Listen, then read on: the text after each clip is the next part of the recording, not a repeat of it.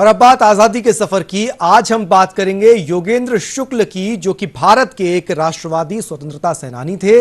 वे Hindustan Republican association के संस्थापक भी थे और स्वतंत्रता की लड़ाई में योगेंद्र शुक्ल को काला पानी की सजा मिली थी। 1942 में जेल से ही उन्होंने भारत छोड़ो आंदोलन में हिस्सा लिया था।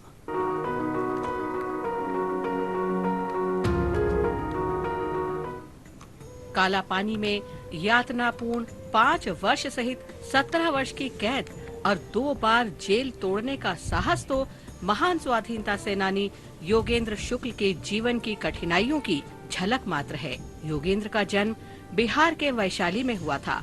योगेंद्र शुक्ल कई वर्ष तक हिंदुस्तान सोशलिस्ट रिपब्लिकन एसोसिएशन में भगत सिंह और बटुकेश्वर दत्त के वरिष्ठ सहयोगी, मार्गदर्शक और प्रशिक्षक रहे। उन्होंने बिहार में संगठन बनाने का फैसला भी किया। 1932 में ब्रिटिश जासूस ने उन्हें पकड़ लिया। उन्हें अंडमान निकोबार के सेलुलर जेल भेज दिया गया। साथ ही कैदियों के साथ वे बैलों की तरह मिलों में जुटे रहते थे। योगेंद्र शुक्ल ने अंग्रेजों के अमानवीय अत्याचार के विरोध में जेल में भूख हड़ताल शुरू कर दी।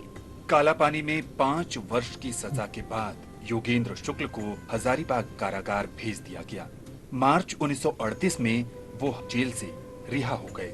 योगेंद्र शुक्ल इंडियन नेशनल कांग्रेस में शामिल हुए, लेकिन शीघ्र ही जयप्रकाश नारायण के समझाने पर कांग्रेस सोशलिस्ट पार्टी के सदस्य बन गए।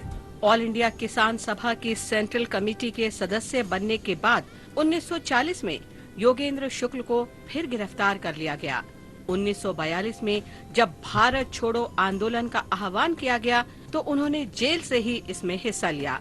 साहसिक कदम उठाते हुए वे जयप्रकाश नारायण और अन्य सहयोगियों के साथ मध्य रात्रि को जेल की दीवार फांदकर फरार हो गए।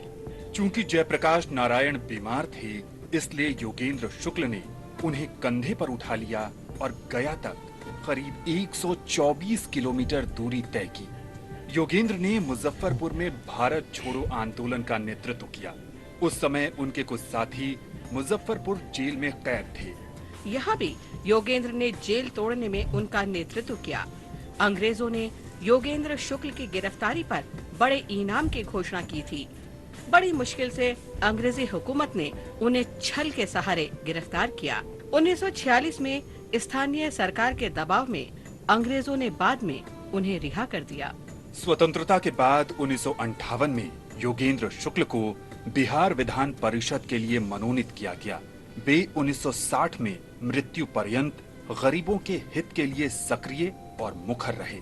राष्ट्र के लिए उनके प्रेम और समर्पण को याद रखना ही संभवतः मातृभूमि के महान सपूत को सच्ची श्रद्धांजलि है।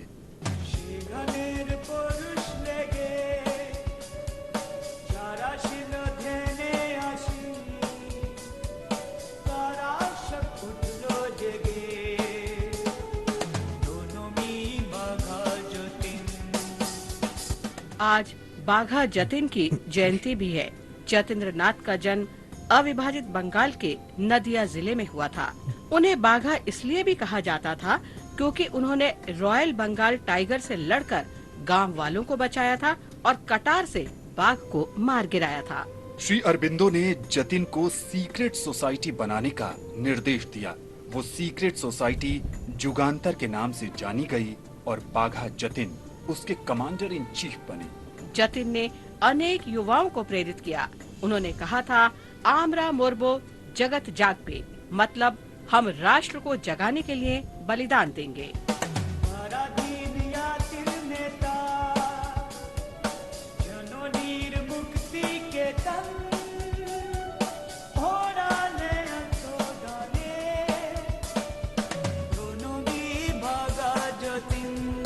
वर्ष 1914 में जब प्रथम विश्व युद्ध शुरू हुआ तो जतिन ने विदेशी सहायता मांगी। वे बालेश्वर के निकट हथियारों की खेप लेने जा रहे थे, लेकिन इस खेप की भनक एजेंट को मिल गई और अंग्रेजों ने समूह पर हमला कर दिया। जतिन और उनके समूह के सदस्य बहादुरी से लड़े, लेकिन बाघा जतिन इस लड़ाई में गंभीर रूप से घायल हो गए और अगले दिन बालेश्वर सिटी अस्पताल में उन्होंने अंतिम सांस ली। महान योद्धा बाघा जतिन को हमारी ओर से शत शत नमन।